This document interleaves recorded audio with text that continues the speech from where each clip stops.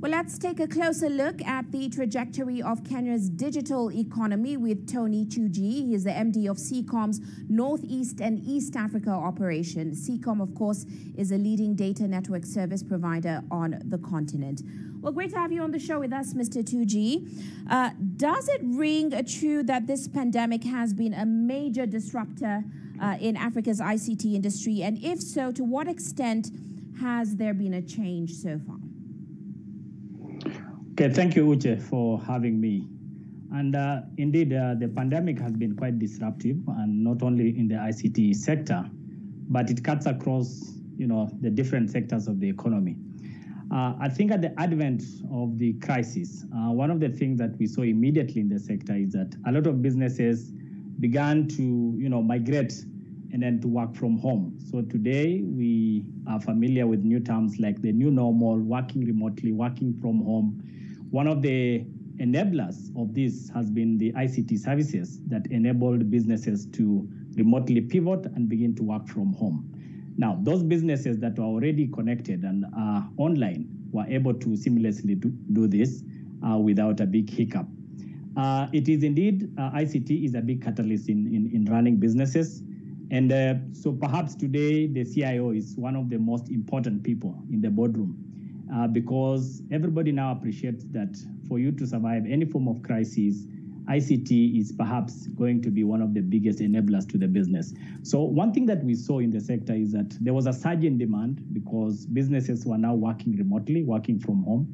So a lot of networks, were put on the strain because of the surge in demand. What we've continued to do is to ensure that we are on hypercare mode to ensure that we're able to provide services more effectively to businesses to enable them to continue to pivot. The other disruption that we've seen is that because of working remotely and working from home, there is now a lot of gaps that exist. If you look at an example of education, for example, one of the biggest hiccups is the inability of a lot of children to be able to connect and work online. And this talks to the need for concerted effort to further address the gaps that exist in the sector. We've also seen a trend whereby there is now need for additional services. For example, security has become a key component. The need for cloud services is becoming increasingly important. And this is all disruption that is happening. It's positive disruption in the sector in the sense that the sector is now actively working towards looking for solutions to be able to address this new need and new demand that exists. So that's what I would say. We've seen major disruption, positive to a large extent. Right. But on the other hand, it puts a strain on the demand on infrastructure. Well, speaking of gaps in the sector, of course, as we mentioned, one of the things that experts point to is the reach as well as the quality of ICT penetration in Africa. You talked about the strain it puts on infrastructure, but is it going to be enough to speed up the adoption of digital technology, especially now in this time of COVID? Yes, indeed, because of the realization of the fact that any business to survive and continue to thrive during this time or even post the pandemic, ICT or adoption of technology is going to play a critical role in enabling businesses to operate. As SEACOM, for example, we operate a very extensive submarine cable network that spans all the way from Southern Africa, touching countries in East Africa, and spanning all the way into Europe and the Far East in India. And then this has enabled businesses to continue to connect. So basically, SEACOM has enabled Africa to connect to the rest of the world. So that investment has played a significant role because business now is a lot more efficient. There is a lot more quality of service that has enabled businesses to trade effectively. It has attracted foreign direct investment in Africa. And so, this investment in networks that are able to further, address this demand is critical. If you move away from, the submarine cable where SEACOM owns and operates about 17,000 kilometers of fiber, inland or, within the terrestrial part is perhaps another critical area that requires further investment. At SEACOM, for example, we run and operate an internet-ready network that runs across Eastern Africa region, all the way from Kenya, Uganda into Rwanda. That is internet ready, and we have a presence in a lot of internet exchange points like, Kenya Internet Exchange Point. We are in Uganda, Tanzania, and Johannesburg at the same time.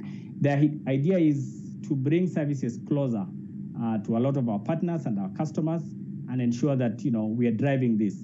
Now, penetration, of course, is still a lot lower in Africa. It's just under 50%.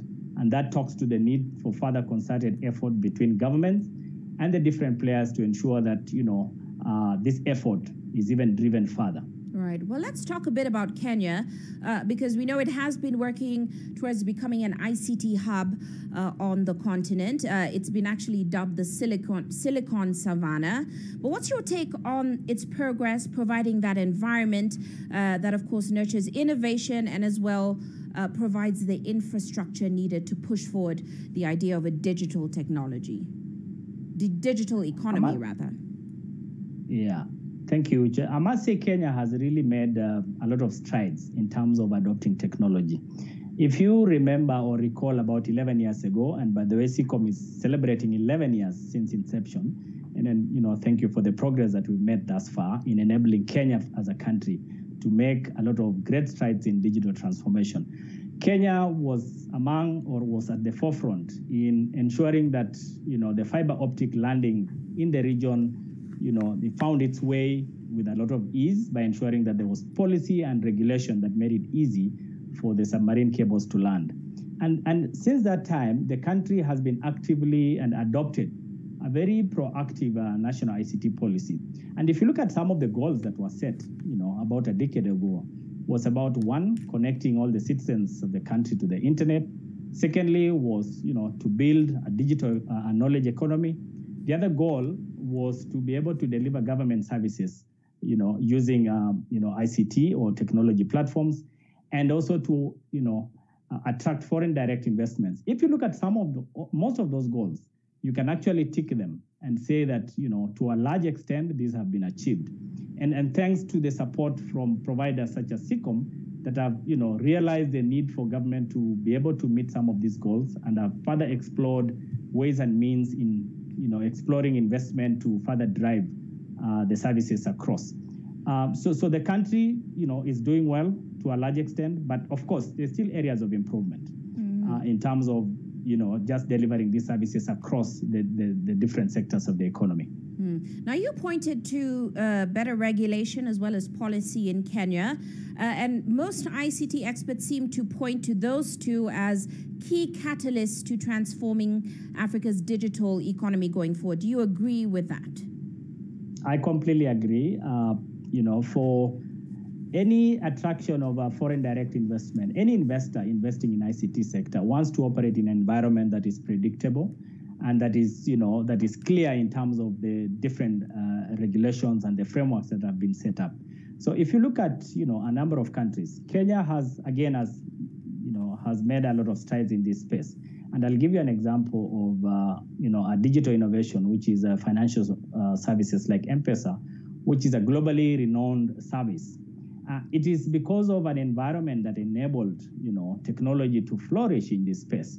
That is why, the sector has been able to come up with, a globally renowned, innovation that have done very well in the sector. Now, some of the countries within the region and East Africa, are still lagging behind in terms of, ensuring that the environment is conducive enough to be able to attract foreign direct investment. Things like licensing regime is an example. It needs to be predictable. Incentives needs to be put in place to be able to attract, investors to put their money in driving further investment of infrastructure across the region. Right. And so the government plays a significant role in ensuring that there is sufficient policy framework that then gives an incentive to investment in the sector. Well, thank you so much for your insights, Mr. Tugee. That's, of course, Tonny Tugee. He's the MD of SEACOM's Northeast and East Africa operations. Well,